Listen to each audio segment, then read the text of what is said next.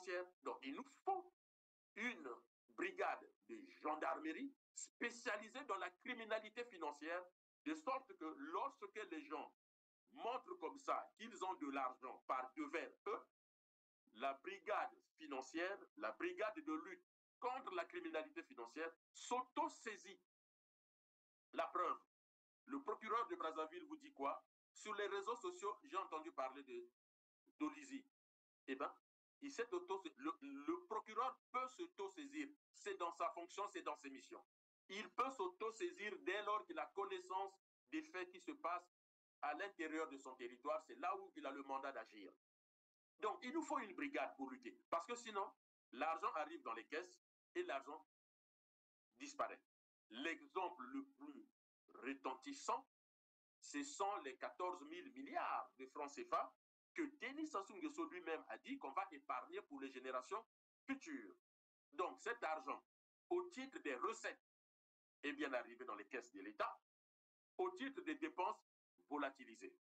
Alors, comment expliquer cela? 14 000 milliards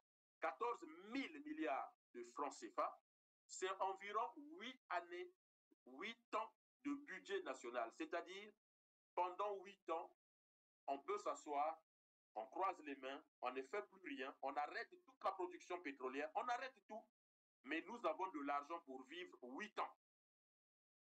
14 000, 8 ans, 14 000 milliards, c'est comme un père de famille, une mère de famille, un couple. Ils ont tellement réalisé des économies qu'ils ont de quoi vivre pendant 8 ans sans travailler, sans rien faire. 14 000 milliards.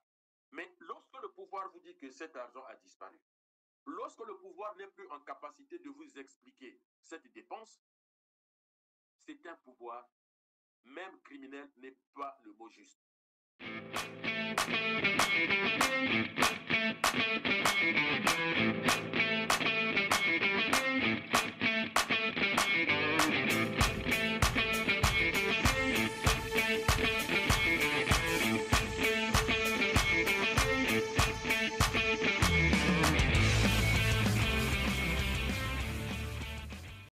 Chers téléspectateurs de R7, bonjour. J'espère que vous allez bien partout où vous êtes, au Congo, Brazzaville principalement, mais aussi partout en Afrique et dans le monde.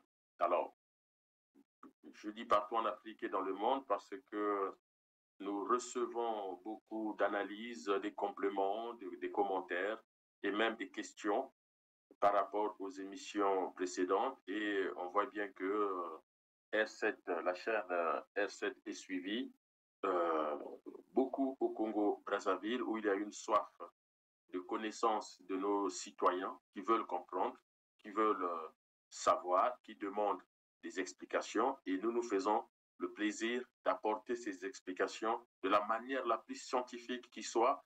Et nous sommes très contents de voir que les analyses et les apports complémentaires qui sont faits dans les commentaires, en tout cas, viennent enrichir la réflexion que nous lançons. Nous sommes beaucoup suivis aussi dans les autres pays africains, y compris en Europe, en Amérique, en Asie, Hong Kong, Russie. En tout cas, on reçoit beaucoup de retours et je vous en remercie du plus profond de mon être. J'espère que vous passez des bons moments malgré la crise économique et financière dans notre pays, malgré les difficultés que vous pouvez traverser, surtout au Congo, mais aussi ceux qui vivent à l'étranger. Aujourd'hui, dans la chronique de cette semaine, je vous propose de réfléchir avec vous sur un sujet qui est capital, mais vraiment capital dans la vie d'un État, d'un pays, d'une nation, mais un sujet qui est souvent occulté dans les débats politiques. Alors, je vous ai déjà présenté comme chronique la souveraineté nationale, dans sujet dans lequel nous avons aussi abordé la sécurité nationale et l'intérêt national. J'ai présenté des sujets comme l'intégration nationale, à quel moment on dit qu'un pays est intégré, et je vous disais en substance qu'un pays est intégré dès lors que dans le pays, on définit les mécanismes par lesquels un enfant qui naît, peu importe dans n'importe quelle famille, riche ou pauvre, peut, à travers un parcours social, réaliser ses projets de vie, projets professionnels, projets personnels, peut choisir là où il veut vivre. J'ai donné l'exemple que je cite beaucoup, hein, Bétou que j'aime bien, puisque j'ai des fois passé mes vacances. Un enfant qui est né à Bétou, à Infondo ou à Djambala peut, dès lors qu'il est congolais, choisir un parcours de scolarité et puis dire, tiens, moi, ma vie, j'aimerais terminer à Pointe-Noire dans une entreprise de logistique, portuaire ou encore pétrolière, dès lors que Pointe-Noire présente des possibilités en termes d'employabilité de la main-d'œuvre. Donc voilà, c'est ça, une société intégrée. Aujourd'hui, je suis toujours dans cette ligne droite d'expliquer aux Congolais c'est quoi un État, c'est quoi une nation, c'est quoi une république. En fait, mes chroniques tourneront surtout autour de ces sujets-là, comme vous l'avez vu. Et aujourd'hui, je vous propose d'échanger ensemble autour de ce qu'on appelle la loi finance.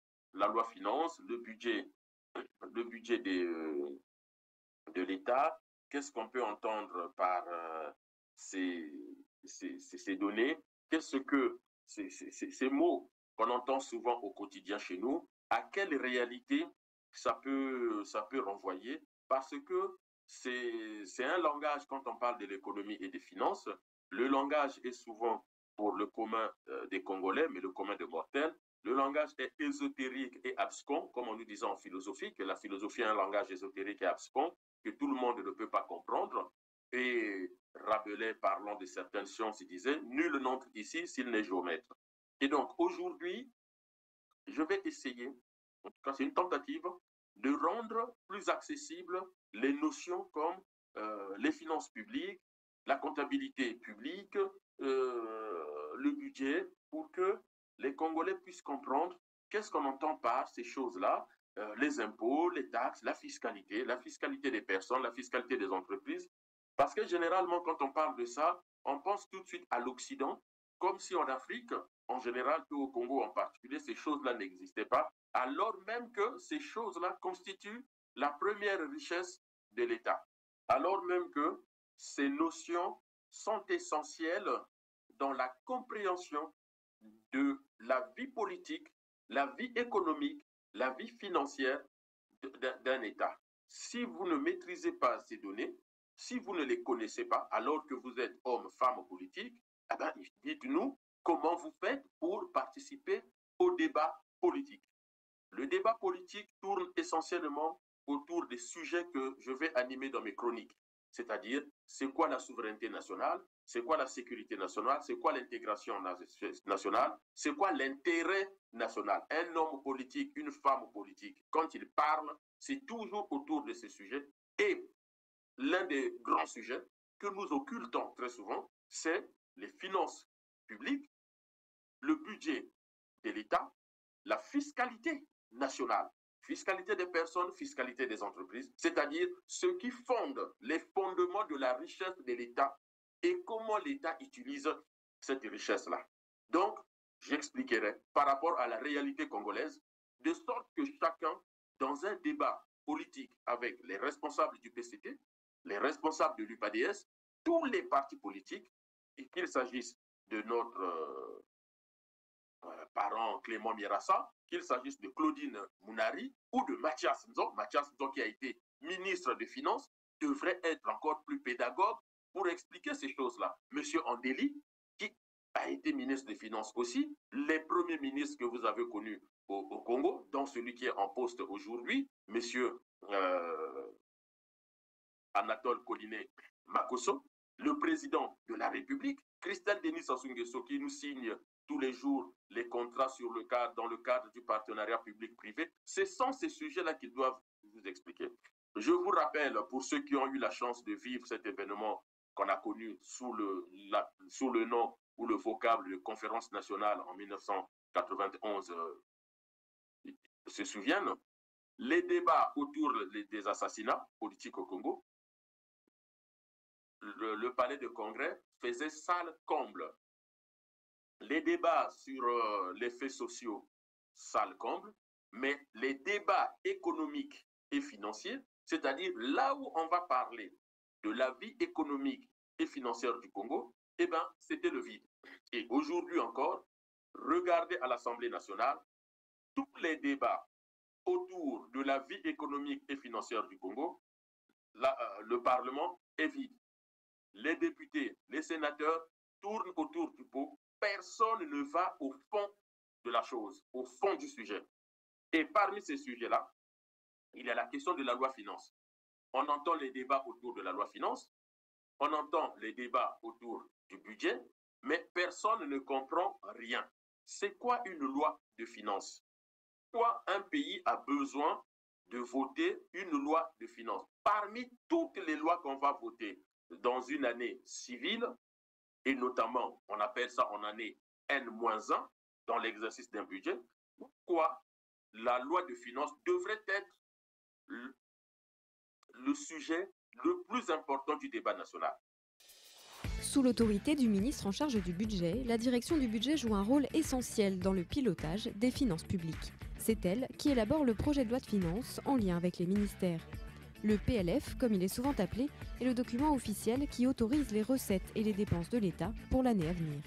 Chaque année, il y a toujours deux parties dans la loi de finances. La première partie définit les ressources du budget de l'État, donc l'ensemble des ressources qui sont prélevées sur l'économie française d'une année et les dépenses qui sont en face, ça donne un équilibre. Et ça, par ce biais-là, le Parlement autorise le gouvernement à lever les impôts et autorise le gouvernement à s'endetter lorsqu'il y a du déficit pour financer l'équilibre de l'État. En deuxième partie, en revanche, politique par politique, on vote les crédits des ministères pour mener à bien les politiques qui sont les leurs. La préparation du PLF nécessite un long travail de la part de la direction du budget et de ses partenaires. Dès le début de l'année, ces équipes étudient les hypothèses d'évolution des dépenses pour l'année suivante. Elles rencontrent ensuite les différents ministères qui précisent leurs demandes d'évolution de leurs crédits et de leurs emplois. Débutent alors d'intenses négociations entre les besoins ministériels, les priorités politiques affichées et les objectifs de redressement des finances publiques.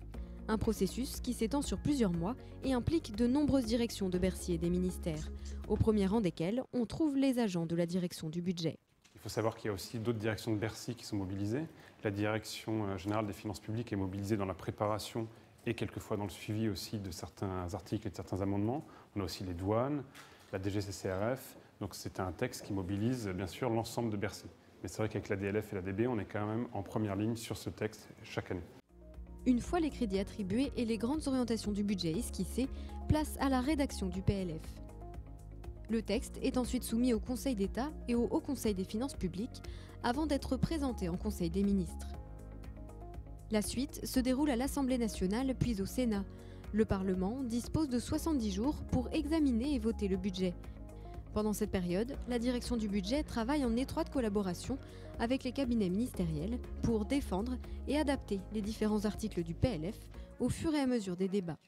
La direction du budget a appuyé et préparé le ministre à cette présentation du budget, notamment en étudiant les amendements qui ont été déposés par les parlementaires sur la mission et en lien évidemment avec les cabinets ministériels. La direction du budget a piloté les projets de réponse aux amendements qui sont ensuite soumis au ministre pour sa présentation du budget. Arrive alors la dernière ligne droite et la promulgation au journal officiel. On défend pour le gouvernement le projet de texte, le projet de loi de finances devant le Conseil constitutionnel avant qu'il entre donc en vigueur avant le 31 décembre de l'année. Et ça recommence avec un nouveau cycle l'année d'après.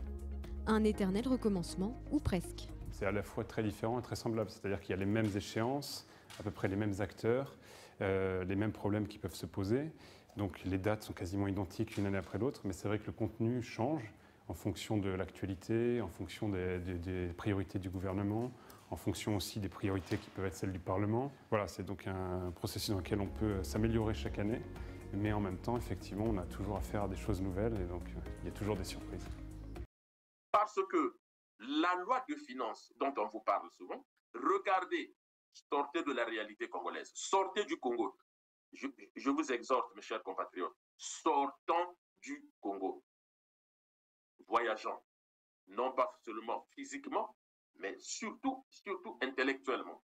Parce que vous avez des gens qui habitent en Occident, qui habitent dans des pays où ils ont accès au savoir universel, mais qui vont raisonner comme si ils étaient encore au Moyen-Âge. Comme disait mon professeur de philosophie en première, Dominique Manzazi, paix à son âme, qui nous a aidés à développer non pas seulement la pensée, mais aussi, en tout cas, et c'est ce qu'il nous disait souvent, je vous apprends non seulement à penser, mais à bien penser, et plus encore, à bien penser les pensées. Donc, nous qui avons eu la chance, et je n'ai pas honte de le dire, et d'ailleurs, je suis même plus sévère avec ceux qui sont arrivés à l'université, c'est-à-dire ceux qui ont eu la connaissance universelle. L'université suppose que vous avez la connaissance universelle.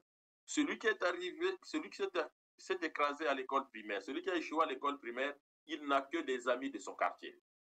Celui qui arrive au collège a des amis de plusieurs quartiers. Regardez le schéma au Congo. Et celui qui arrive au lycée, il a des amis encore de plus de quartiers. Et celui qui arrive à l'université universelle, eh ben, il a des amis très souvent du monde entier parce que c'est souvent à l'université qu'on rencontre le monde. Et donc, quand vous avez des universitaires qui prostituent le savoir, qui prostituent leur intellect, leur conscience intellectuelle et professionnelle, ce n'est pas pardonnable et je vous donnerai des exemples. Donc, quand vous discutez avec ces gens-là, posez les vrais sujets et dites-leur très souvent, tiens, monsieur le ministre, vous nous dites ça, oui, mais vous avez quel diplôme? Et qu'est-ce qu'on vous a enseigné à l'université? Je me souviens de Théophile Obenga, Yvonne Norbert Gambeg, Emmanuel Essakomba, paix à son âme, Jean-Pierre Tister Tikaya, paix à son âme, il était aussi un de nos professeurs. Monsieur Bafou était là, Abraham Ndingabo, Samba Kimbata, qui nous a fait le cours de climatologie et j'en passe. Qu'est-ce que ces gens nous disent très souvent? Mais je peux faire une extension vers des amis étudiants qui étaient en sciences économiques, qui étaient à la faculté des sciences, qui ont étudié par exemple les mathématiques et la physique. Est-ce que la manière dont on nous a enseigné pi égale à 3,14, lorsque ces amis-là sont arrivés en URSS ou en Russie aujourd'hui, en Chine, en France, aux États-Unis, en Afrique du Sud ou au Cameroun, on leur a dit que pi n'est plus égal à 3,14, pi est devenu 3,13 ou 3,15. Pas du tout. Donc, la science est universelle. Et ce que je vous dis sur les budgets ou les finances aujourd'hui, c'est de l'universalité. Maintenant, Thierry Mungala, qui a l'habitude de dire, mais nous avons nos cultures, Sassou Nguesso qui a l'habitude de danser le bokoko, les Jean-Dominique Okemba qui préfèrent danser les danses traditionnelles que de s'occuper véritablement de ce qu'on appelle la sécurité nationale, ils peuvent toujours faire ce qu'ils font. Vous pouvez toujours continuer à les applaudir, mais ça, c'est votre problème. Parce que vous n'allez pas empêcher le monde de marcher ou de rouler ou de circuler. Pendant que vous vous amusez, les autres sont au travail. Pendant que vous avez certains esprits égarés ou encore retardés qui vous disent que le monde est sous contrôle ou pas. Oui, mais sauf que Paris continue à nous dominer. Ce n'est pas nous qui contrôlons Paris, c'est Paris qui nous contrôle. Donc, ce que je suis en train de vous dire ici, c'est pour alimenter vos débats au PCT, à l'UPADS, au sein du gouvernement. C'est quoi le Conseil des ministres? Qu'est-ce qu'on vient faire au Conseil des ministres? Qu'est-ce qu'un ministre vient faire? Quand vous avez un ministre, je crois que c'est Ibombo qui dit « Je n'ai aucune pensée, je n'ai aucune vision, je ne fais que matérialiser la vision du président de la République. » Alors que Sassou vous dit « Je ne dors pas, je ne sais pas quoi faire. » Alors, ça veut dire que nous sommes perdus. Et peut-être que demain, il faut qu'il y ait cette révolution que nous appelons de toutes nos forces pour que ceux qui savent ce qu'il faut faire, même s'il se trompe, ce n'est pas grave. Celui qui sait ce qu'il est en train de faire, s'il se trompe, il saura corriger. Mais celui qui ne sait même pas ce qu'il faut faire, comment saura-t-il qu'il est en train de se tromper? Donc, c'est très méthodologique comme façon de faire. Venons-en à notre histoire de la finance publique, de la loi finance et du budget, puisque ce sont des choses qu'on entend comme ça, très rapidement, au Congo-Brazzaville, pendant le journal de 20h et autres.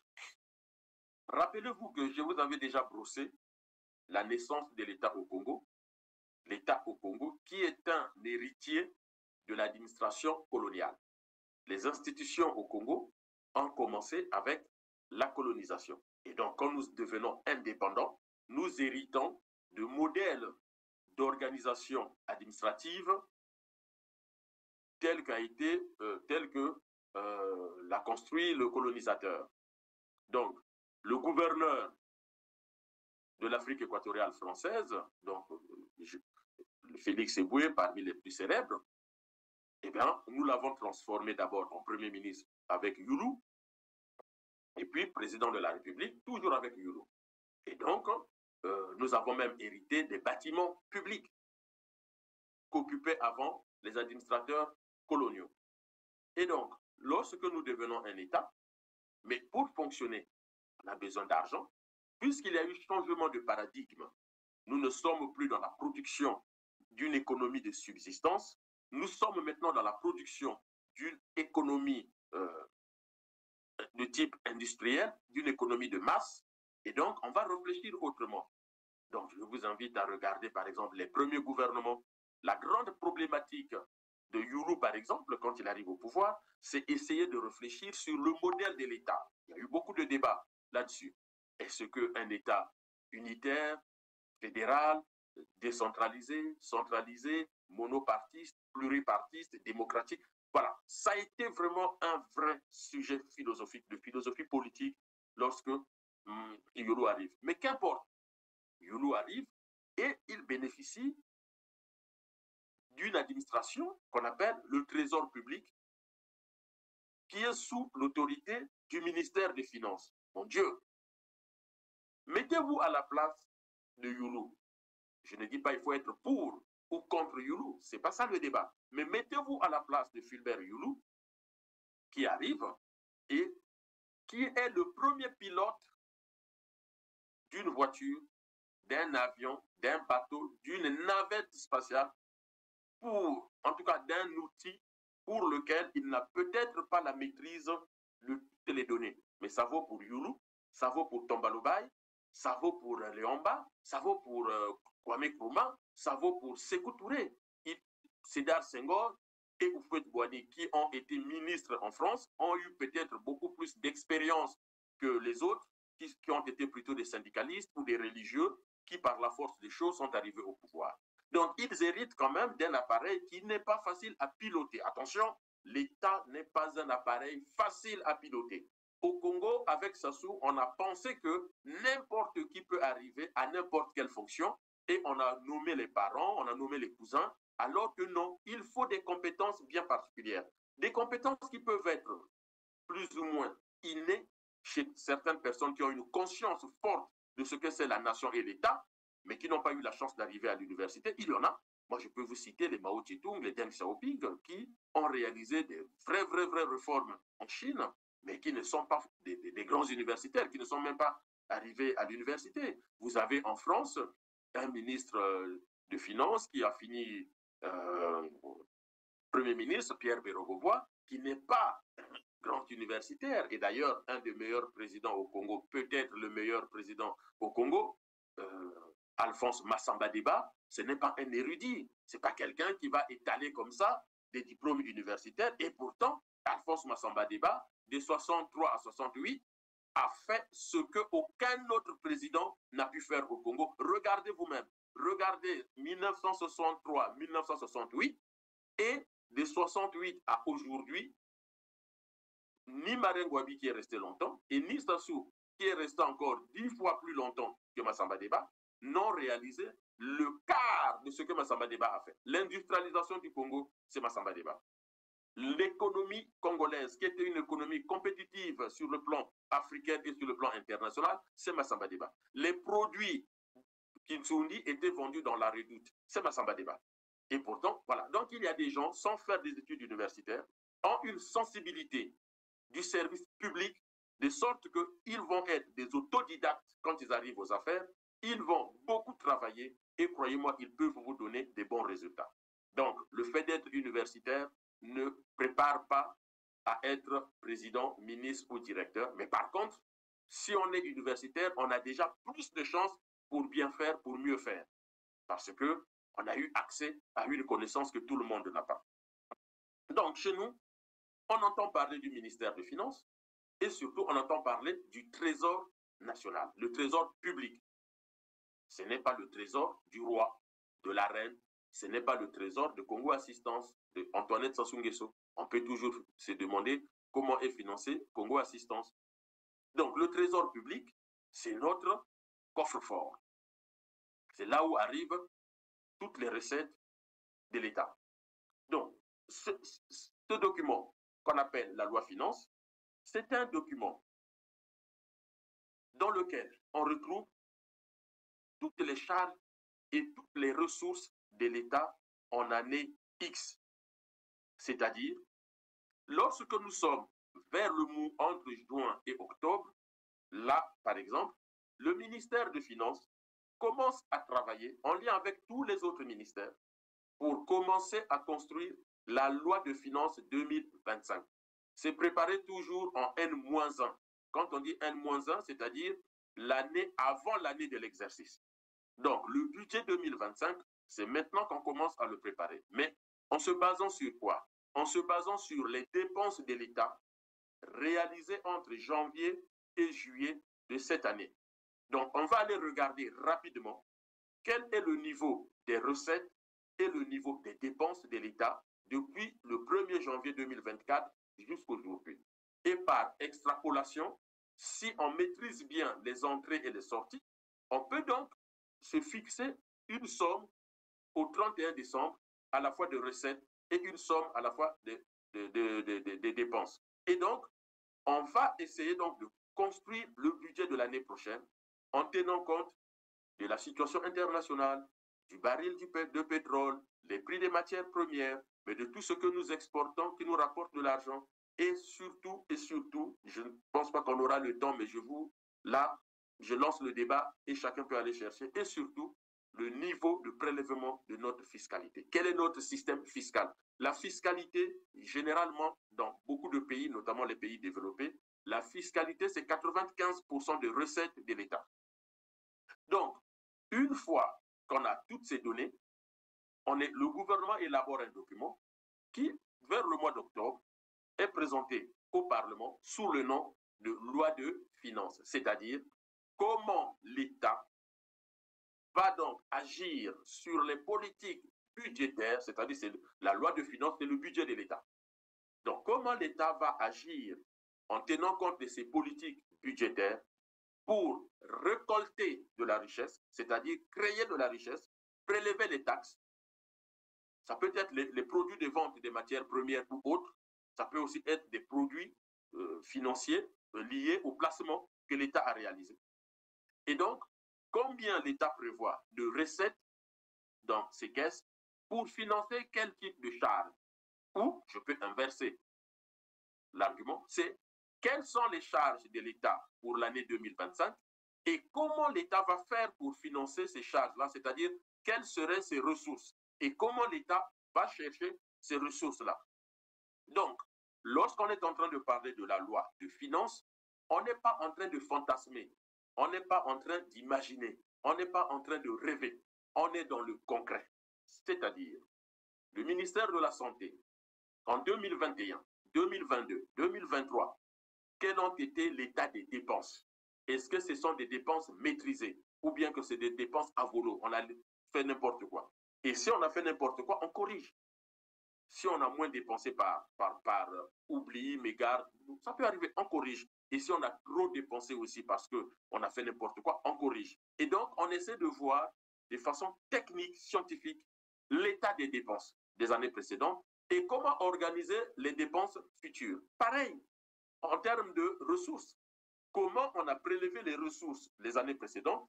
Est-ce qu'il y a des lignes budgétaires qui coûtent plus cher, par exemple, au prélèvement, comment on appelle ça, quand on met en place des mécanismes? Je prends par exemple tout ce qui est contravention. Alors chez nous, ça n'existe pas, ça finit dans les poches des policiers. Ça aussi, c'est un gros chapitre de la corruption. Par exemple, les contraventions dans certains pays, on a supprimé certaines contraventions parce qu'on se rend compte qu'une contravention de 5 000 francs va coûter 7 000 francs pour le prélever. C'est-à-dire toutes les dépenses liées au papier, à l'enveloppe, au stylo, au temps de travail de l'agent. Tout ça, on va chiffrer à 7 000, 8 000 francs CFA, mais au final, c'est une amende qui rapporte 5 000 francs CFA à l'État. Donc, on voit bien que soit on augmente l'amende au-delà de ce que ça nécessite comme coût de production, soit on laisse tomber. Mais donc, tous ces éléments collectés permettent de dire pour l'année prochaine comment on va faire au niveau de nos ressources pour augmenter encore nos ressources, mais aussi maîtriser nos dépenses. Et donc, Prenez juste la liste des ministres. Vous les connaissez mieux que moi. Chaque ministère fait remonter son état de recettes et de dépenses. Alors, il y a des ministères qui coûtent plus à l'État qu'ils ne rapportent, mais ce n'est pas le problème. Par exemple, la santé. La santé coûte plus cher à l'État, c'est normal, parce que la santé des populations n'a pas de prix. L'éducation nationale coûte plus cher à l'État qu'il ne rapporte, c'est tout à fait normal, parce qu'un État qui se veut égalitaire, un État qui veut réaliser l'intégration sociale, c'est-à-dire permettre à ses citoyens d'être intégrés, est obligé de dépenser pour ses citoyens sans en attendre forcément des bénéfices. Donc l'État organise à perte l'éducation nationale et la santé. Ça, c'est normal. Et donc, malgré tout, il faut que l'État nous dise comment il trouve l'argent pour assurer l'éducation nationale et la santé. Et donc, l'État, quand il organise l'éducation nationale et la santé, il n'attend pas de bénéfices, en tout cas pas de façon immédiate. Les économistes vous diront c'est un investissement à somme nulle. On a une obligation des moyens, mais pas une obligation de résultat. Mais n'empêche, lorsque l'État forme, c'est pour que la population active soit plus opérationnelle, plus compétente et donc plus productive. Parce que quand on transmet les connaissances et les compétences, on attend que les Congolais, en âge de travailler, puissent les appliquer et l'État en tire profit, mais beaucoup plus tard, au titre, par exemple, de la fiscalité, l'impôt sur le revenu.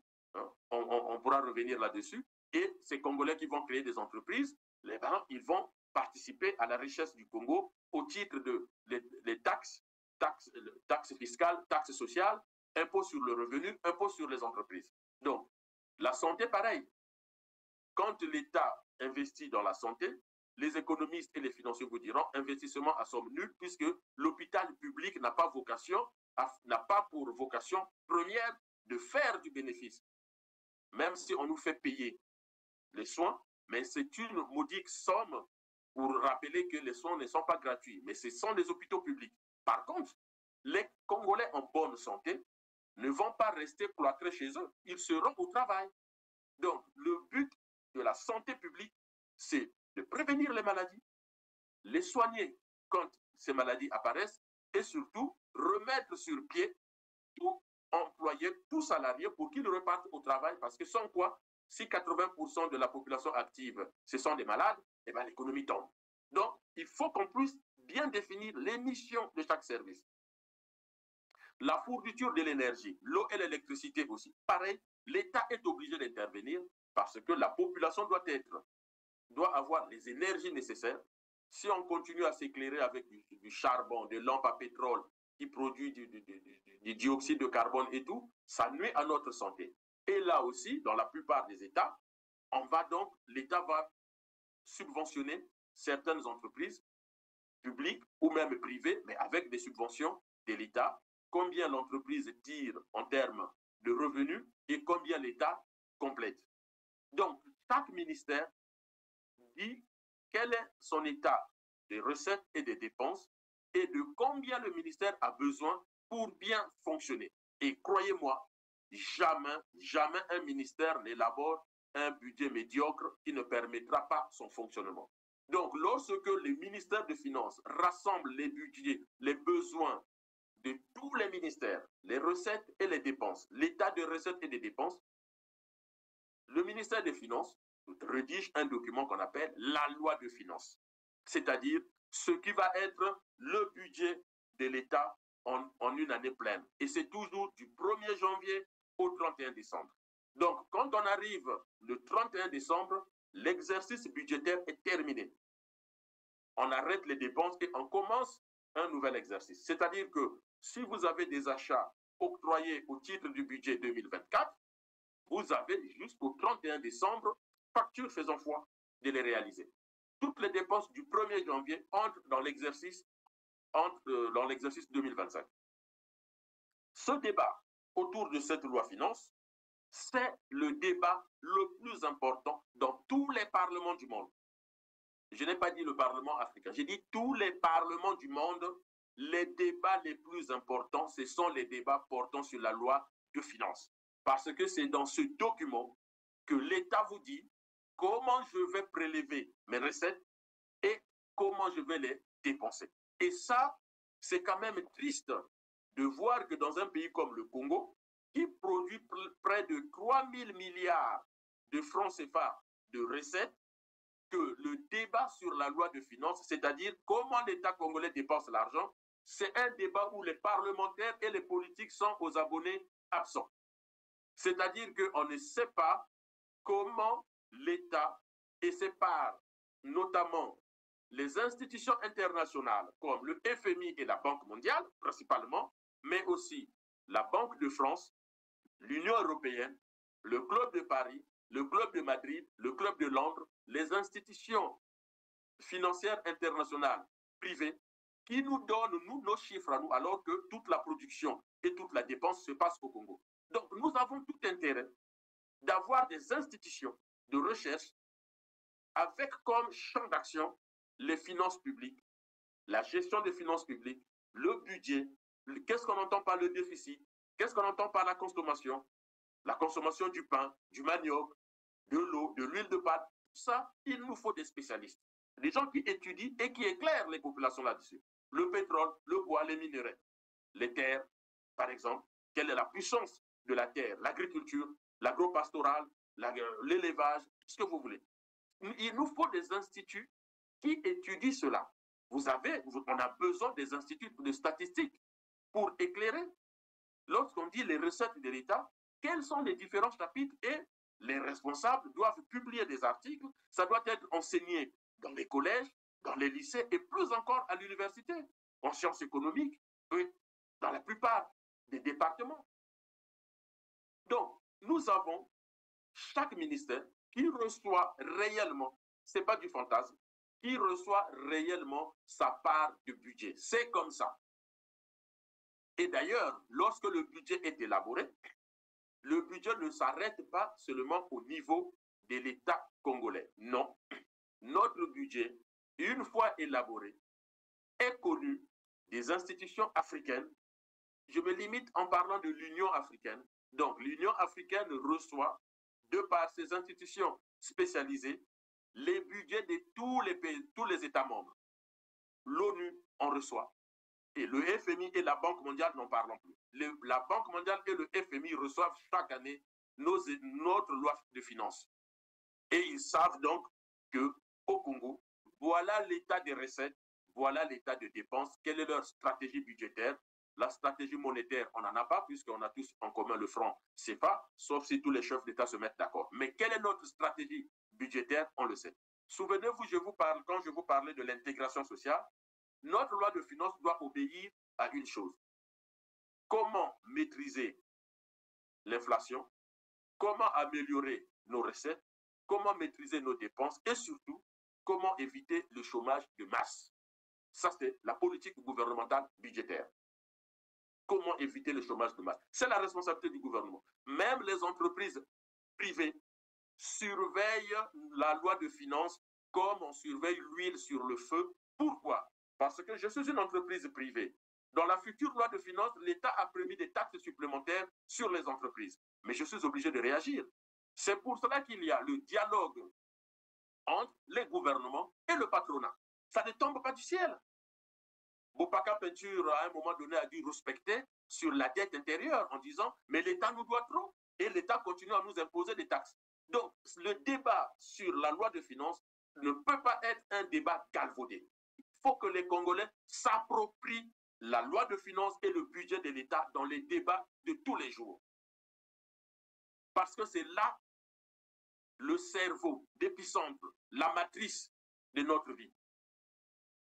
Et donc, lorsque vous entendez qu'on arrive au 1er janvier, sauf si vous entendez dans la presse internationale que notre budget a été retoqué par les institutions internationales, notamment le FMI et la Banque mondiale, je vous prends l'exemple sans les incriminer, mais le Burundi, le Niger, le Mali, pour ne citer que ces pays-là, pendant très longtemps, leurs budgets ont été retoqués parce que les recettes étaient moindres alors que les dépenses étaient colossales. Le budget de l'État, comment ça marche? Le budget de l'État est constitué de recettes et de dépenses. 95% des recettes sont des recettes fiscales, c'est-à-dire les impôts sur le revenu, les sociétés et le patrimoine, et les taxes sur la valeur ajoutée ou les produits pétroliers par exemple. Les dépenses, quant à elles, sont de 4 natures. Les dépenses de fonctionnement, comme les salaires des fonctionnaires. Les dépenses d'intervention, dans le domaine social et économique, comme les allocations chômage, mais aussi internationales, comme la contribution à l'Union européenne. Les dépenses d'équipement et d'investissement, la construction d'une route par exemple. Depuis plus de 30 ans, l'État dépense plus qu'il ne perçoit. On dit qu'il est en déficit budgétaire. L'État s'est endetté pour faire face à l'accumulation de ces déficits. Il faut donc ajouter un 4e poste de dépenses lié aux intérêts de cette dette. Attention, nous parlons ici de déficit budgétaire, qui ne comprend que les dépenses et les recettes de l'État, et non de déficit public, qui prend également en compte celles des collectivités territoriales et de la sécurité sociale. Dans la zone euro, tous les pays se sont engagés à présenter un déficit inférieur à 3% du PIB. Pour réduire son déficit, l'État a 2 leviers à sa disposition. L'augmentation de ses recettes et la réduction de ses dépenses. C'est le gouvernement et le Parlement qui déterminent quel levier privilégier lors de l'élaboration du budget. Pour cela, chaque année, de janvier à septembre, tous les ministres participent, sous la coordination du ministre du Budget, à la préparation du budget de l'année suivante, dans ce qu'on appelle le projet de loi de finances. La loi de finances doit ensuite être adoptée par le Parlement, puis promulguée par le président de la République avant le 31 décembre. Tout au long de ce processus, des institutions indépendantes, telles que la Cour des comptes ou l'Union européenne, exercent un contrôle. Pour établir le budget, le gouvernement doit tenir compte des prévisions de croissance. En effet, si l'activité économique ralentit et que le chômage augmente, les recettes fiscales de l'État diminueront. Et certaines de ces dépenses, les allocations chômage notamment, augmenteront. Réciproquement, les choix en matière budgétaire ont des effets sur l'activité économique. En effet, si l'État dépense davantage en prestations sociales afin d'augmenter le pouvoir d'achat des ménages, cela peut avoir un effet positif sur la consommation et la croissance. Les orientations retenues dans le budget sont déterminantes pour les politiques publiques. Il est donc essentiel qu'elles soient analysées et discutées dans le débat public. Et d'ailleurs, je ne vais pas les citer pour qu'on ne dise pas que je stigmatise certains pays. Vous avez des pays en Afrique principalement qui ne peuvent pas boucler leur budget sans l'apport du FMI, de la Banque mondiale ou encore de l'Union européenne et autres. Pour juste schématiser, le budget de l'Union africaine est établi à partir des cotisations statutaires des États membres. Or, certains États ne cotisent pas. Donc, l'Union africaine établit un budget déficitaire. Mais comme le budget est déficitaire, le déficit est comblé par l'Union européenne. Vous avez suivi ce fameux débat où les Africains découvraient comment ça l'Union africaine est financée par l'Union européenne. Mais pourquoi ils les découvrent aujourd'hui? Il faut aller chercher. Internet est aujourd'hui une bibliothèque. Allez sur le site du FMI, allez sur le site de l'Union africaine ou de la Banque mondiale et vous verrez. Et donc, le budget de certains pays, comme ils n'ont pas beaucoup d'argent, ils n'ont pas de recettes qui entrent, eh bien, ils sont obligés de faire appel aux institutions financières internationales, publiques ou privées, comme le FMI, la Banque mondiale ou le Club de Paris, ou encore, ils vont procéder par l'emprunt, donc l'endettement. Donc, vous voyez bien que chaque pays, lorsqu'on vous dit que le budget a été voté, ça suppose que ce pays-là a l'argent pour faire ce qu'il a écrit dans la loi de finances. Et c'est pour cela qu'il faut aller voir dans la loi de finances qu'est-ce qu'on a prévu. je vous citais il y a quelques années le cas de notre ministère de la Santé, qui reçoit chaque année entre 150 et 170 milliards de francs CFA au titre de son budget de fonctionnement. Investissement, gestion courante et autres. Mais où va cet argent? En fait, mon propos aujourd'hui, c'est de vous dire, lorsqu'on parle du budget de l'État, ça veut dire que c'est de l'argent au titre des recettes, c'est l'argent qui rentre dans les caisses de l'État. Si le moindre centime n'atterrit pas au trésor public, on ne le compte pas. Donc, quand on vous dit que le budget a été validé, et surtout, écoutez bien les discours de Sassou Nguesso lui-même, président de la République. Notre budget est excédentaire de 300 à 500 milliards de francs CFA. C'est de l'argent qui existe. Vous voulez la preuve que l'argent là existe? Mais où trouve-t-il l'argent qu'il donne lorsqu'il danse? Sassou n'est pas propriétaire d'une entreprise. Donc, les recettes de Sassou ne viennent que de l'État congolais. Les enfants de Sassou n'ont pas d'entreprise. La fille de Dominique Okemba, Jean-Dominique Okemba, conseiller à la sécurité nationale, sa fille a donné 1,5 milliard de francs CFA à son copain.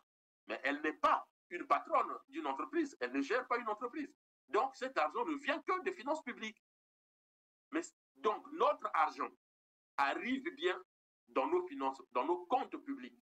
Mais sauf que il y a des magouilles qui sont faites pour détourner cet argent et ça finit dans les maisons des gens. Et là, c'est le rôle de la lutte contre la criminalité financière. Donc, il nous faut une brigade de gendarmerie spécialisée dans la criminalité financière, de sorte que lorsque les gens montrent comme ça qu'ils ont de l'argent par devers eux, la brigade financière, la brigade de lutte contre la criminalité financière s'auto-saisit.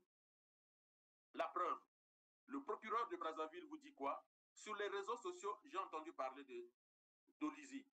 Eh bien, le procureur peut s'auto-saisir. C'est dans sa fonction, c'est dans ses missions. Il peut s'auto-saisir dès lors qu'il a connaissance des faits qui se passent à l'intérieur de son territoire. C'est là où il a le mandat d'agir. Donc, il nous faut une brigade pour lutter. Parce que sinon, l'argent arrive dans les caisses et l'argent disparaît. L'exemple le plus retentissant, ce sont les 14 000 milliards de francs CFA que Denis Sassou Nguesso lui-même a dit qu'on va épargner pour les générations futures. Donc, cet argent, au titre des recettes, est bien arrivé dans les caisses de l'État, au titre des dépenses volatilisées. Alors, comment expliquer cela? 14 000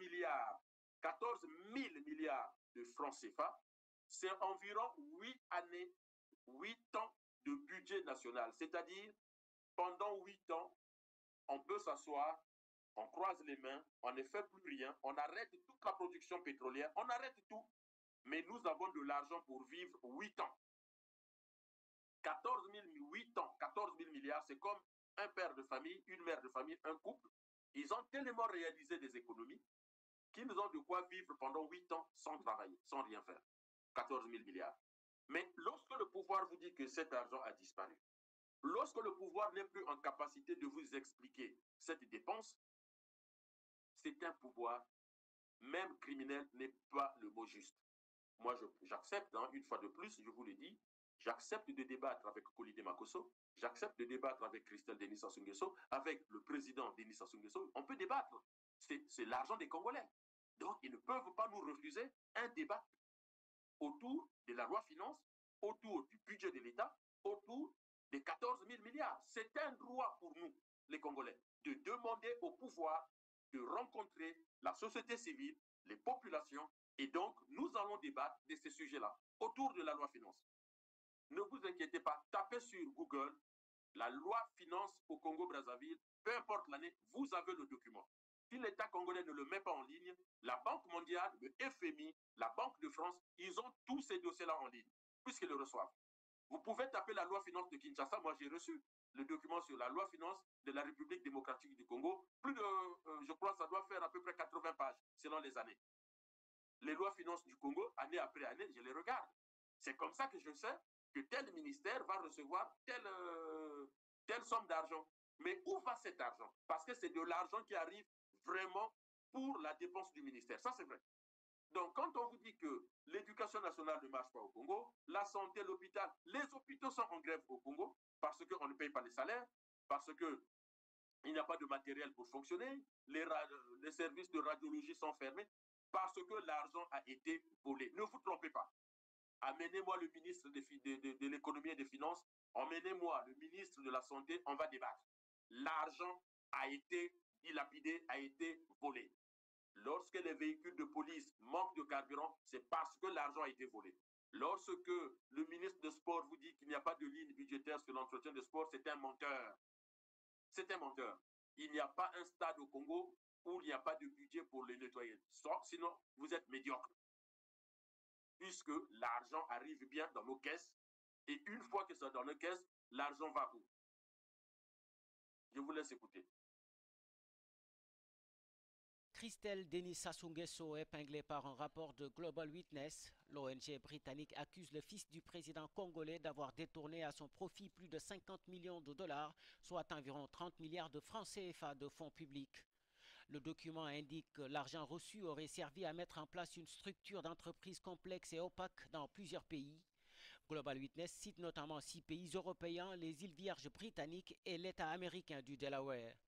Selon l'ONG, ces pays, je cite, ont été impliqués dans ce qui s'avère être une manœuvre de blanchiment d'argent. Fin de citation.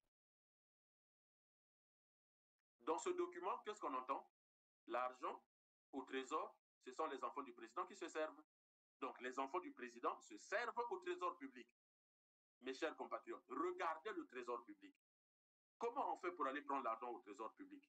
Pour s'acheter des villas en France, pour s'acheter des maisons ou des appartements à 7 millions de dollars aux États-Unis. Regardez combien coûte une cimenterie, combien coûte une raffinerie. Et comment comprendre qu'une usine au Congo peut coûter entre 300 et 500 millions de francs CFA. Une usine, cimenterie, raffinerie, ça dépend, qui coûte cher, mais autour de ça.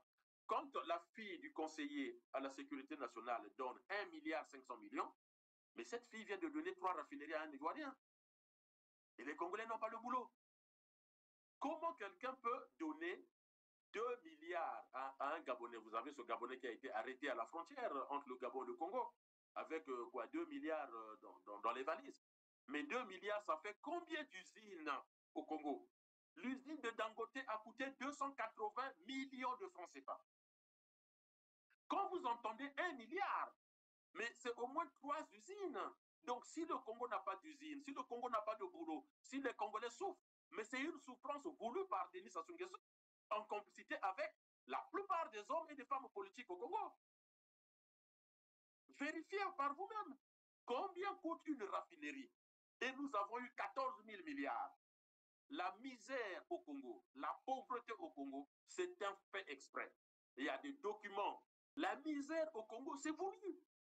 Je vous donne encore un autre exemple de la dilapidation de nos finances publiques. Parce que l'argent arrive bien, mais où va l'argent? Prenez la Coupe d'Afrique en Côte d'Ivoire. Avec, je crois, 8 milliards, les Ivoiriens ont construit 6 stades. La Côte d'Ivoire se prépare avec enthousiasme pour la Coupe d'Afrique des Nations 2023. À travers le pays, 6 stades se dressent fièrement, prêts à accueillir les légendes du football africain. Partons à la découverte de ces temples du sport où l'adrénaline et la passion brûleront plus vives que jamais. Au centre d'Abidjan, capitale économique de la Côte d'Ivoire, s'érige le stade Félix Houphouët-Boigny. Stade historique avec des tribunes entièrement réinstallées et couvertes, cet édifice situé en plein cœur de la commune du Plateau captive par sa grandeur. Doté d'une pelouse hybride, il offre une vue imprenable sur la lagune ébriée. Au nord d'Abidjan, à Ebimpe, sur une superficie de 20 hectares, le stade olympique Alassane Ouattara, doté de 60 000 places, d'une pelouse naturelle et d'un parking pouvant accueillir plus de 10 000 véhicules, ce stade, l'un des plus grands d'Afrique de l'Ouest, il recevra les matchs d'ouverture et de clôture de la CAN 2023. À Yamoussoukro, la capitale politique de la Côte d'Ivoire, se situe le stade Charles-Konan Banny. Avec une capacité de 20 000 places, ce terrain est équipé d'un gazon hybride, de projecteurs et d'écrans LED. La tribune principale, répartie sur 2 étages, abrite des bureaux, des vestiaires, un espace VIP et une salle de presse. Toujours au centre de la Côte d'Ivoire, le mythique stade de la Paix de Bouaké. Inauguré pour la première fois en 1984, il fait peau neuve pour la Coupe d'Afrique des Nations 2023.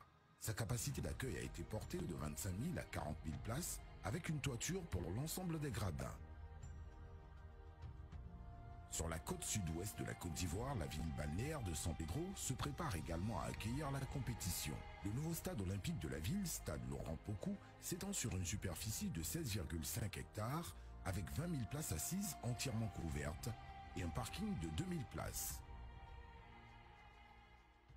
Korogo, dans la région du Poro, au nord de la Côte d'Ivoire, est la 5e ville de la Côte d'Ivoire qui accueille la CAN 2023. Le stade de la ville, stade Madougon Koulibaly de Korogo, construit sur une superficie de 20,17 hectares, est équipé de 20 000 places entièrement couvertes, d'un gazon naturel et d'un parking de 2 000 places. Et on a joué la Coupe d'Afrique. On a tous dansé le coup de marteau. Ironie même du sort. Nos cousins de Kinshasa, au lieu de nous emmener avec eux, ils nous ont demandé de surveiller le fleuve. Et en surveillant le fleuve, alors j'ai même appris que les Congolais ont fini par enceinter Mami Wata. Bon, ça c'était pour faire rire, mais on a vécu ça. Avec 8 milliards environ, les Ivoiriens ont construit 6 stades qui ont été homologués par la CAF et par la FIFA. On a joué la Coupe d'Afrique. Le Congo, avec 11 milliards de francs CFA, construit le stade de Kintélé.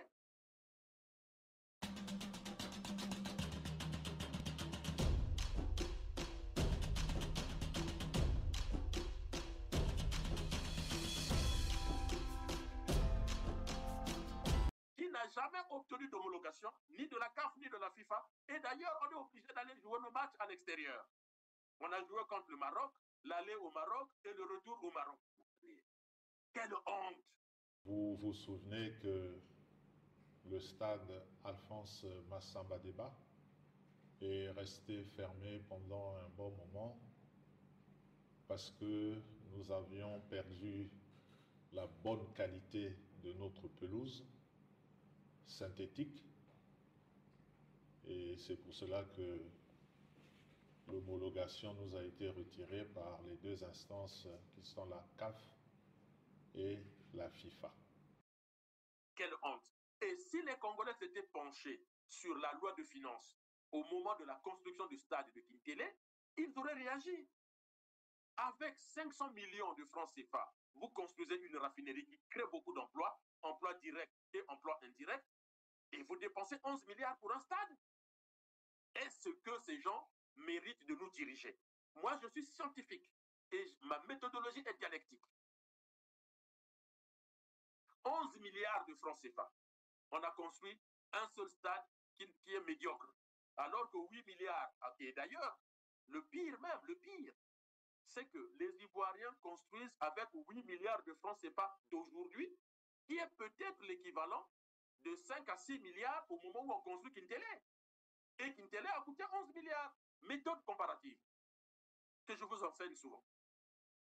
Donc, vous voyez que si les Africains en général, et les Congolais en particulier, si vous souffrez, c'est parce qu'il y a un système mafieux qui est mis en place par des gangsters au pouvoir qui n'arrêtent pas de piller nos finances publiques. Lorsque Christelle Denis Sassou Nguesso achète un hôtel privé à Paris, 8 millions de francs CFA, mais 8 millions d'euros.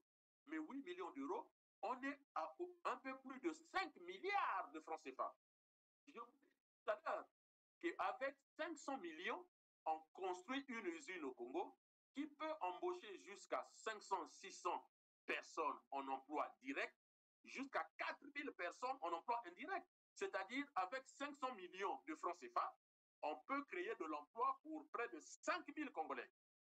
5 milliards, on crée combien d'emplois?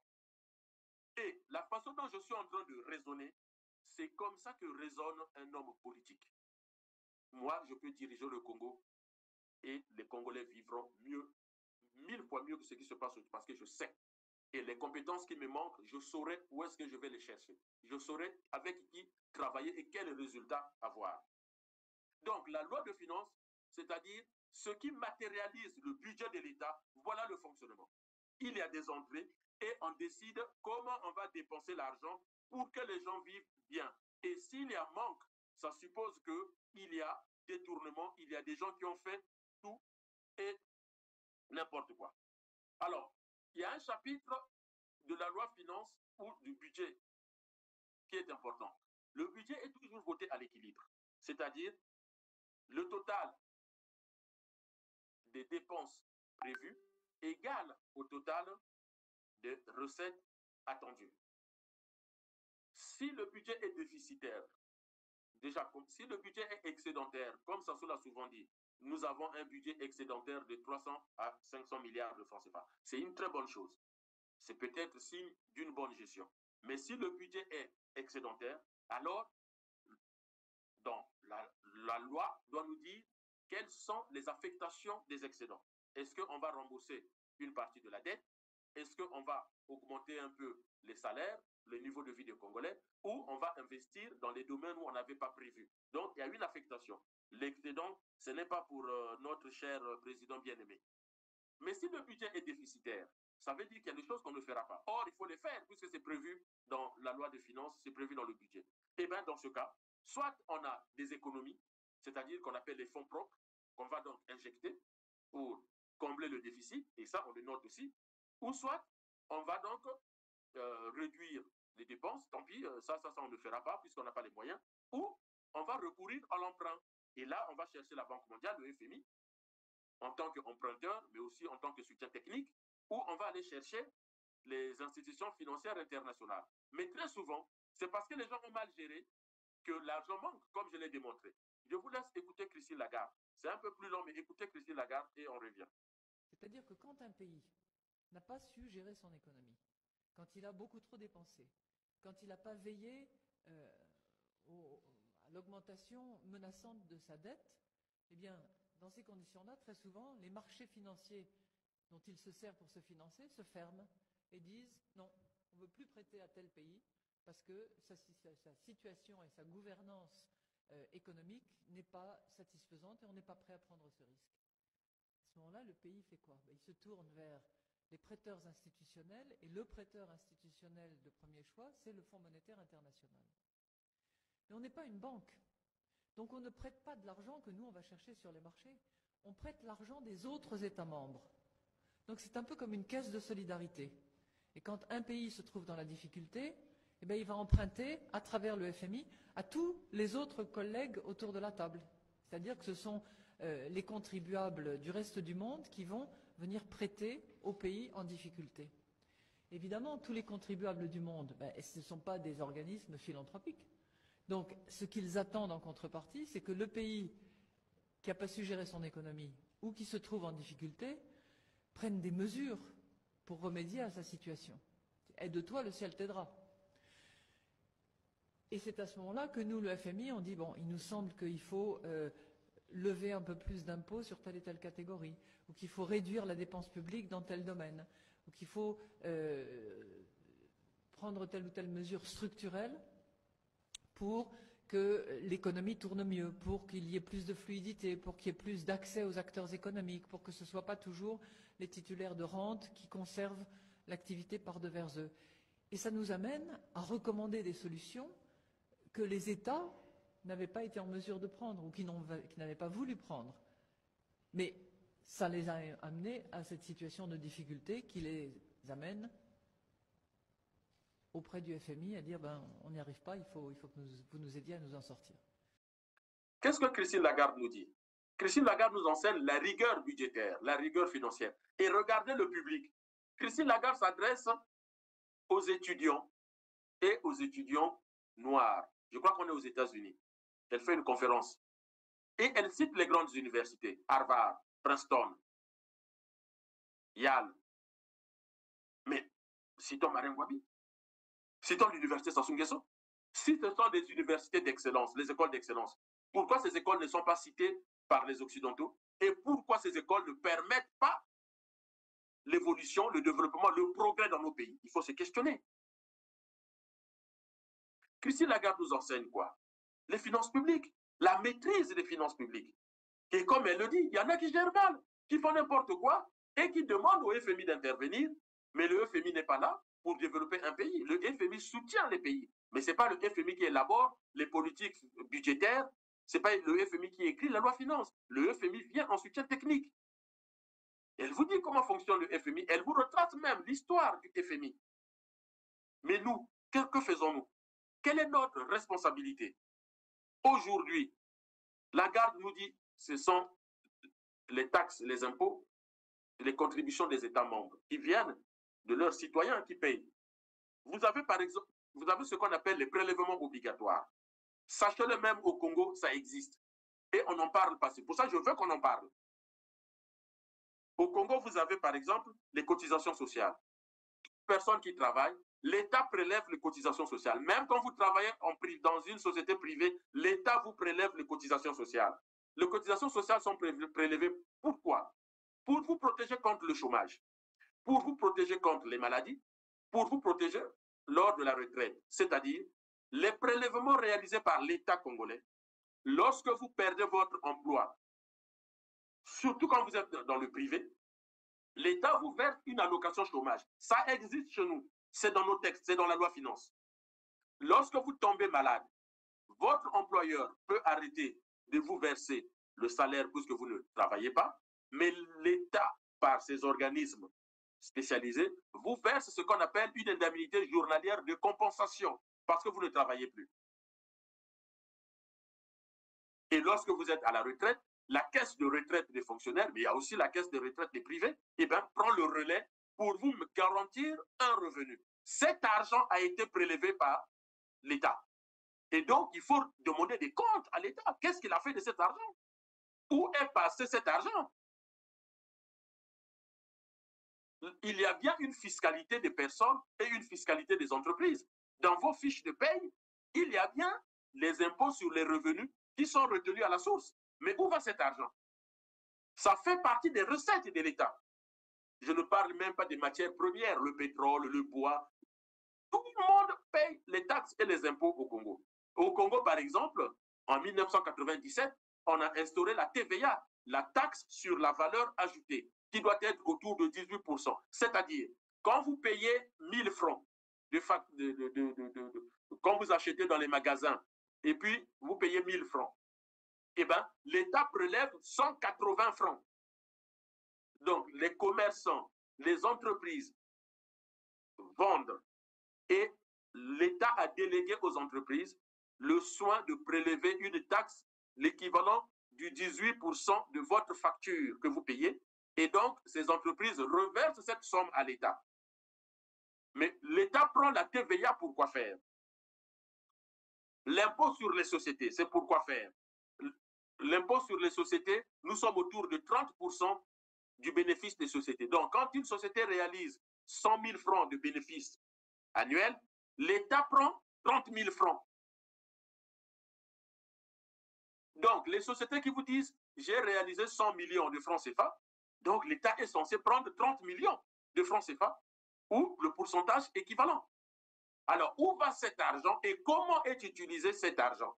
C'est ça qu'il faut débattre, mes chers hommes et femmes politiques du PCT, de l'UPADS, de Yuki, du RDD, du RDPS, du MCDDI. Madame Mounari, Monsieur Mathias, voilà le vrai débat. Et expliquer aux Congolais qu'est-ce qui justifierait aujourd'hui notre pauvreté. La pauvreté n'est pas une volonté de Dieu, ça c'est très faux. Puisque au Moyen-Âge, le royaume Congo est au même niveau de développement que le royaume du Portugal. Au Moyen-Âge, vous avez des universités à Tombouctou, vous avez des universités à Djenné, vous avez des universités à Gao. Au Moyen-Âge, il n'y a pas d'université en Europe, mais vous avez des universités à Gao, Tombouctou et Djenné. En Afrique de l'Ouest, on a connu les universités avant l'Europe occidentale. Au Moyen-Âge, nous sommes au même niveau que l'Occident. À quel moment s'est opéré le miracle que nous sommes pauvres aujourd'hui? Débattons, réfléchissons. Dubaï aujourd'hui. Ah non, si tu m'aimes, tu m'amènes passer l'anniversaire à Dubaï. En 1990, Dubaï est moins que Boko. Boko Kinkala sont mieux que Dubaï. Mais qu'est-ce qui fait qu'aujourd'hui, Dubaï est Dubaï et nous avons pris le chemin inverse? Je vous répète ici la phrase de Kofi Annan lorsqu'il est premier secrétaire général des Nations Unies. Kofi Annan dit dans ses rapports annuels que l'Afrique noire est non seulement aujourd'hui le continent le plus pauvre, mais le seul à s'appauvrir. C'est-à-dire, d'année en année, Kofi Annan dit, attention, d'année en année, l'Afrique est de plus en plus pauvre, alors que toutes les autres parties du monde, bon gré mal gré, avancent. Alors, c'est quoi le problème? Likambo Wichiwapi, Likambo Nini. C'est quoi le problème aujourd'hui avec nos finances? Il y a toujours dans cette idée de finances publiques et de budget de l'État une notion qu'on appelle la comptabilité publique. L'exécution des dépenses et des recettes publiques est divisée en opérations administratives et en opérations comptables, ce qui correspond au principe de séparation de l'ordonnateur et du comptable. En ce qui concerne l'ordonnateur, toute dépense doit faire l'objet d'un engagement, d'une liquidation et d'un ordonnancement. L'engagement est l'acte par lequel une personne publique crée ou constate à son encontre une obligation juridique de laquelle résultera une charge budgétaire. Cet engagement juridique se couple avec un engagement comptable qui consiste à bloquer les crédits correspondants. La liquidation a pour objet de déterminer le montant de la somme à payer et de vérifier la réalité de cette dette. Sauf exception normative, elle ne peut intervenir qu'après constatation de l'exécution de la prestation ou de la livraison de la fourniture convenue.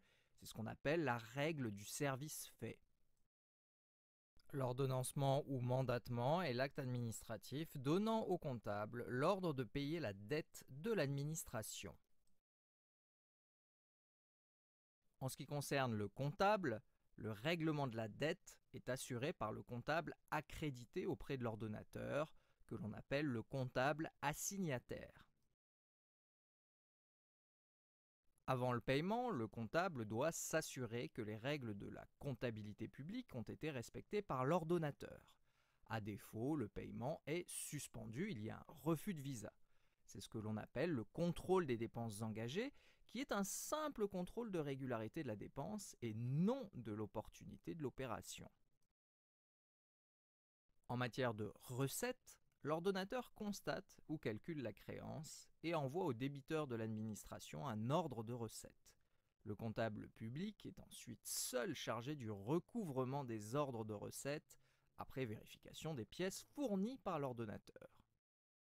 La comptabilité publique, c'est à la fin de l'exercice, l'état général des dépenses et des recettes. C'est-à-dire, à la fin d'un exercice, on fait le point.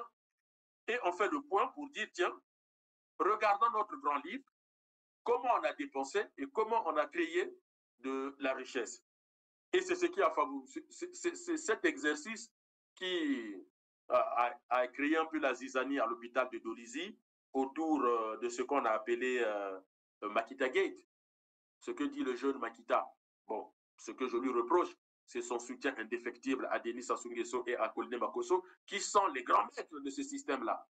Il dit, mais tiens, on me demande de signer, mais je n'ai rien compris, je demande à voir telle personne, non, la personne est à Brazzaville. Bon, voilà. Mais ça, quand on pense qu'il faut Makita, Fred Makita, pour qu'on en arrive que le procureur convoque tout le monde, alors là, on a atteint le summum en termes de médiocrité dans un pays. Alors là, je vous le dis, on a atteint le summum. Si on a attendu Fred Makita, qui va faire 21 jours pour déclencher ça, je vous jure que vous êtes foutus. Le Congo est foutu. Et je peux en débattre avec qui vous voulez. Le Congo est foutu. Donc, on a attendu Fred Makita pour qu'il y ait ce déclenchement. Mais l'État a des services spécialisés. L'État a des services compétents pour surveiller la comptabilité publique et même la comptabilité des hôpitaux. Et donc, très vite, ne serait-ce que lorsque dans un hôpital, il y a des grèves parce qu'il n'y a pas de salaire, parce qu'il n'y a pas de médicaments et autres, mais tout de suite, on déclenche ce qu'on appelle l'audit public. L'État, chaque année, ou tous les 2 ans, devrait procéder à l'audit de ses comptes publics. Lorsqu'on nomme un Premier ministre, tout Premier ministre qui arrive commence par l'audit des comptes publics. Et donc, il verrait bien que dans les hôpitaux, ça ne marche pas. On vient de nommer un nouveau directeur général de la police.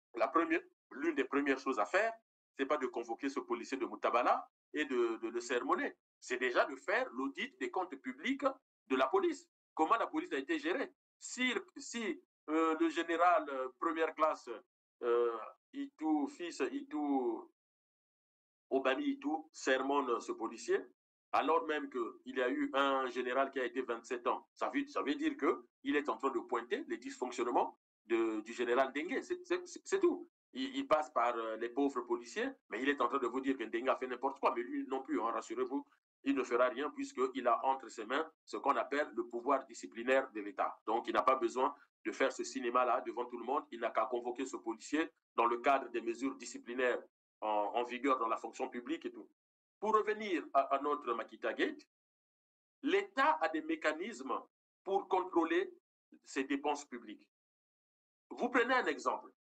Lorsque vous apprenez que Edgar Nguesso peut venir en France et acheter 120 costumes, 80 chemises, Christelle Denis Sassou Nguesso dépense 1 200 000 juste pour les cravates, chemises, costards. Mais vous savez, l'argent vient d'où? Des comptes publics. Un agent de l'État ne peut pas avoir une dépense pareille.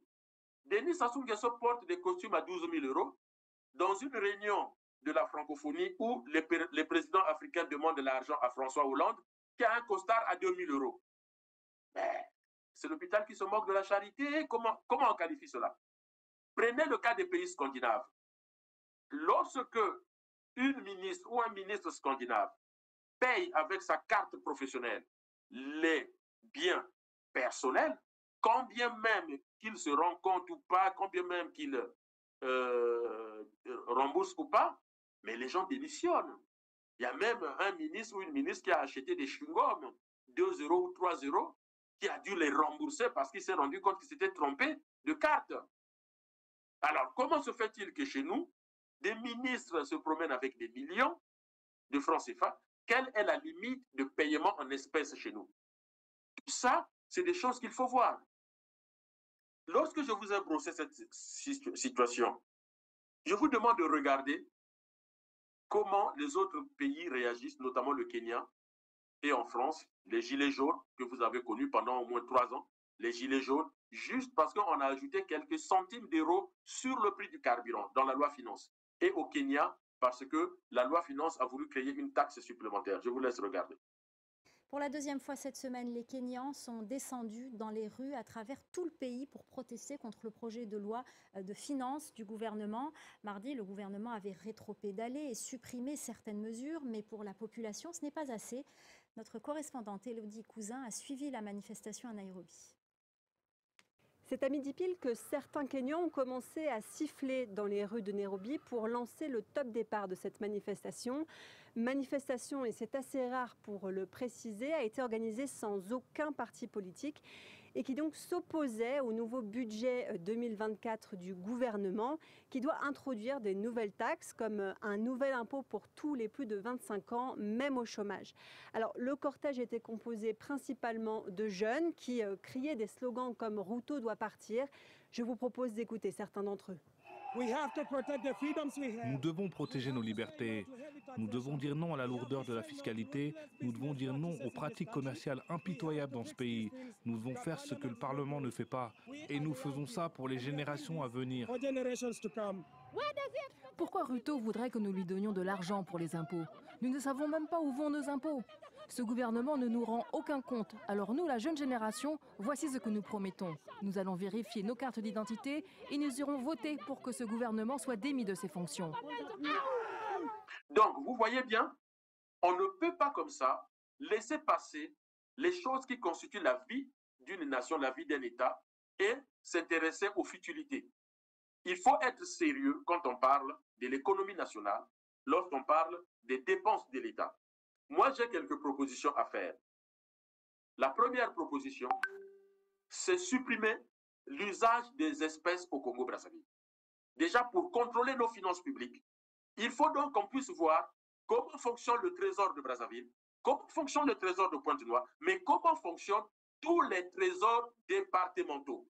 Ça, c'est très important. Dans le Niari, dans le Poul, les plateaux, la cuvette ouest, la cuvette, la Sangha, la Likwala, la Legum, la Bouenza, le Kwilu, comment fonctionnent les trésors publics? Qui est à la tête des trésors au niveau de ces départements et comment on fait? il faut qu'on rende public comment sont prélevés les taxes et les impôts chez nous. Les douanes, comment ça fonctionne, le port de Pointe-Noire, l'aéroport, les aéroports. Tout ça, il faut que la gestion soit rendue publique. Supprimer l'argent espèce. Il faut bannir l'utilisation des espèces en ce qui concerne l'État, mais en ce qui concerne aussi les personnes. C'est-à-dire, un Congolais ne devrait pas payer en espèces au-delà de 5 000 francs CFA. Une carte, un virement ou un chèque. Il y a des faux chèques, on bannit. Carte ou virement. Il faut que les banques soient structurées parce que la médiocrité de notre système bancaire crée de l'évasion fiscale, crée des détournements d'argent.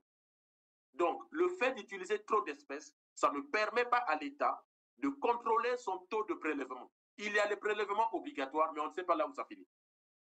Et donc, interdire l'usage de l'argent public pour permettre une traçabilité de la dépense publique. C'est-à-dire, lorsque le CHU veut commander des ambulances ou des lits, le directeur du CHU, avec ses services comptables, ses services financiers, élabore son budget, dit ses investissements, c'est validé par le ministère, on lui autorise une certaine dépense en tenant compte des devis envoyés, 3 devis minimum, pour montrer qu'on a choisi, on a bien acheté, on a acheté efficace, mais on a bien acheté.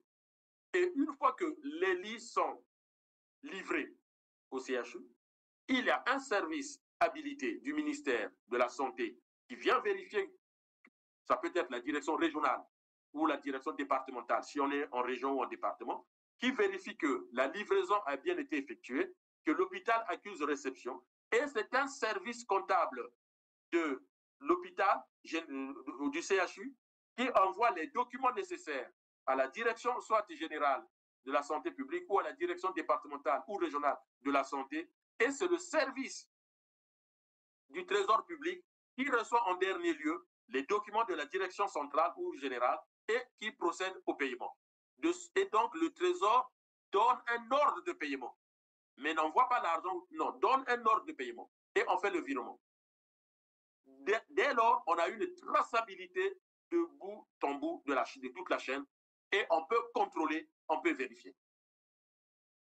Lorsqu'on apprend que un religieux, pasteur Castano, a été victime de vol de 120, je ne sais plus combien de centaines de millions de francs CFA chez lui, dans ses magasins ou dans ses paroisses, et de 100 000 euros en espèces, il doit faire l'objet de poursuites parce qu'un citoyen n'a pas à détenir de telles sommes chez lui, sauf si c'est la criminalité fiscale, sauf si c'est la criminalité monétaire.